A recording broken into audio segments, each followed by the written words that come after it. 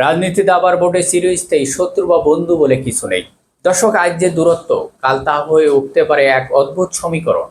এই মুহূর্তে দেশের রাজনীতির সবচেয়ে বড় চমক এবং অবিশ্বাস্য মোড় কিন্তু ঘটে গেছে। দর্শক, যে বিএনপি সরকার ক্ষমতা আসার পর জামাত ইসলামকে এক ধরনের ইনসাইড রেখে একলা চলরে দেশ চালানোর চেষ্টা করেছিল, সেই সরকারের হুট করে ৩৬০ ডিগ্রি বদলে গেল।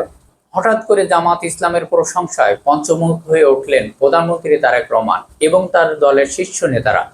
রাজনৈতিক মহলে এখন একটাই প্রশ্ন, হঠাৎ কি এমন ঘটলো যে প্রধানমন্ত্রীর পুরো সুর পাল্টে গেল? দর্শক, পদ্মার পেছনের আড়ালে ইনভেস্টিগেশন বলছে জামাত আসলে কি জিনিস, আর এই মুহূর্তে মাঠের রাজনীতিতে টিকে থাকতে হলে জামাতকে মারাত্মকভাবে কাজে লাগবে। তা বর্তমান প্রধানমন্ত্রী তারেক রহমান খুব ভালো করে টের পেয়েছেন। আর সেই বোধগম্য থেকে শুরু হয়েছে জামাতকে কাছে টানার এক নতুন রাজনৈতিক সমীকরণ। দর্শক, বিপ্লবের পর নতুন বাংলাদেশে মানুষ বুক ভরা আশা নিয়ে তাকিয়েছিল এক নতুন ভোরের দিকে। কিন্তু বাস্তবে কি দেখছে এই দেশের সাধারণ মানুষ? দ্রব্যমূল্য বাজারে আগুন লেগেছে। চাল, ডাল, তেল থেকে শুরু করে প্রতিটি নিত্য প্রয়োজনীয় জিনিস কিনতে গিয়ে সাধারণ মানুষের নাবিশ্বাস উঠছে। আর এর সাথে সাধারণ মানুষের বুকে সবচেয়ে বড় যে আঘাতটি লেগেছে তা হলো বিদ্যুতের মরার ওপর খাড়া গা। একদিকে তীব্র লোডশেডিং আর অন্যদিকে বিদ্যুতের দাম বাড়িয়ে করা হয়েছে দ্বিগুণ। এই আকাশচুম্বী বিদ্যুৎ বিলের ধাক্কা সইতে গিয়ে এদেশের রিক্সা চালক, দিনমজুর এবং সাধারণ চাকরিজীবী আজ সম্পূর্ণ দিশেহারা। ঘরে একটি ফ্যান আর একটি লাইট জ্বালিয়ে যদি হাজার হাজার টাকা বিল দিতে হয়, তবে মানুষ খাবে কি, আর ঘরের ভাড়াই বা দেবে কিভাবে? দর্শক, মাস শেষে দ্বিগুণ বিদ্যুৎ বিলের বোঝা মানুষের জীবনকে এক জীবন্ত জাহান্নামের পরিণত করেছে। মানুষ এখন চরম ক্ষোভে ফুটছে। প্রধানমন্ত্রী তারেক রহমান খুব নিখুঁতভাবে হিসাব করে দেখছে এই তীব্র অর্থনৈতিক সংকট এবং দ্রব্যমূল্যের ঊর্ধ্বগতি আর আকাশচুম্বী বিদ্যুতের বিলের কারণে সাধারণ জনগণের ক্ষোভ আগুন যে কোনো সময় দাউ দাউ করে জ্বলে উঠতে পারে। দর্শক, আর এই কঠিন সময় যদি জামাত ইসলাম পুরোপুরি মুখ ফিরিয়ে নেয় কিংবা রাজপথে এককভাবে বড় কোনো আন্দোলনের ডাক তৈরি করে ফেলে, তবে সরকারের ক্ষমতার মঞ্চল এক নিমিষেই তাসের ঘরের মতন ভেঙে পড়তে পারে। দর্শক, বিএনপি খুব ভালো করেই জানেন তাদের নিজেদের কর্মী অনেক থাকলেও জামাতের মতন জীবন বাজি রেখে মাঠে টিকে থাকার মতন সুশৃঙ্খল কর্মী বাহিনী এই মুহূর্তে তাদের খুব প্রয়োজন। তারেক রহমান খুব ভালো করেই টের পেয়েছেন জামাত ইসলামকে দূরে ঠেলে দিয়ে বর্তমান পরিস্থিতি দেশ চালানো কোনোভাবেই সম্ভব নয়।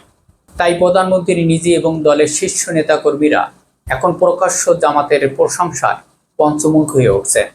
তবে দর্শক, ক্ষমতার এই নতুন সন্ধিক্ষণের পেছনে আরেকটি বড় ভূ রাজনৈতিক সমীকরণ কাজ করছে।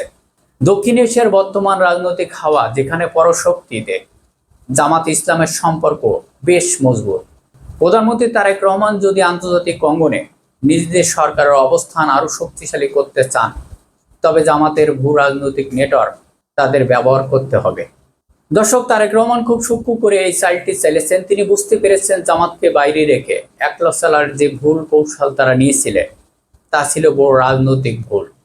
আর সেই ভুলের মাসুল যেন দিতে না হয় জনগণের ক্ষোভে একলা বিএনপির ওপর আছড়ে না পড়ে, সেই জন্য হুট করে এই প্রশংসা জোয়ার।